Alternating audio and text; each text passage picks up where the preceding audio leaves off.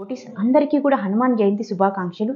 So ఎలాగైతే హనుమంతుల వారు సీతమ్మ జాడను కనుగొనడానికి బయలుదేరతారో ఆ దారి మార్గంలో చాలా అడ్డంకులు, చాలా మంది రాక్షసులు ఎదురవుతారనమాట. ఇక్కడ అడ్డంకులు అంటే రాక్షసులే అనమాట. రాక్షసులు అంటే అడ్డంకులే అనమాట. ఎలా అంటే సురస, సింహిక, మైనక, లంకిని అనే ఎంతో మంది రాక్షసులు ఇబ్బందులు పెడతారనమాట. అయినా కూడా ఆ దృఢ నిశ్చయాన్ని వదలకుండా హనుమంతుల వారు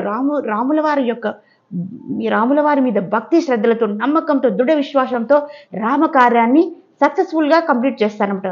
ఇక్కడ సీతమ్మ జాడను కనుగొని తిరిగి రాముల వారికి వచ్చి చెప్తారనమాట. అప్పుడు రాముల వారు ఎంతో సంతోషంతో, పరవశంతో హనుమంతుని కౌగిలించుకుంటారనమాట. ఒక భక్తునికి ఇంతకంటే ఇంకేం కావాలండి? రాముల వారు ఎప్పుడైతే ఆనందంతో కౌగిలించుకుంటారో అంతకుమించిన ఏది అవసరం లేదు. అలాగే మనం కూడా పరమపదాన్ని ఎలా చేరుతాము?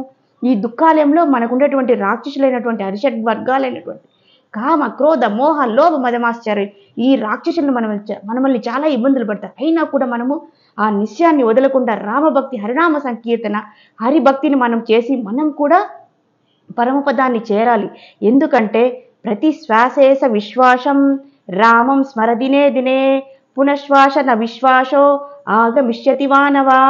అంటే ప్రతి శ్వాసలో కూడా మనము రామనామ సంకీర్తనని చేయాలి హనుమంతుల వారి వల్లే. ఎందుకంటే ఇంకొక శ్వాస ఉంటుందనే నమ్మకం మనకు లేదు. కాబట్టి మనకు శ్వాస ఉన్నప్పుడే మనం హరినామ సంకీర్తనని, భక్తిని చేసి పరమపదాన్ని హనుమంతుల వారి వల్లే మనము పొందాలి. హరే కృష్ణ.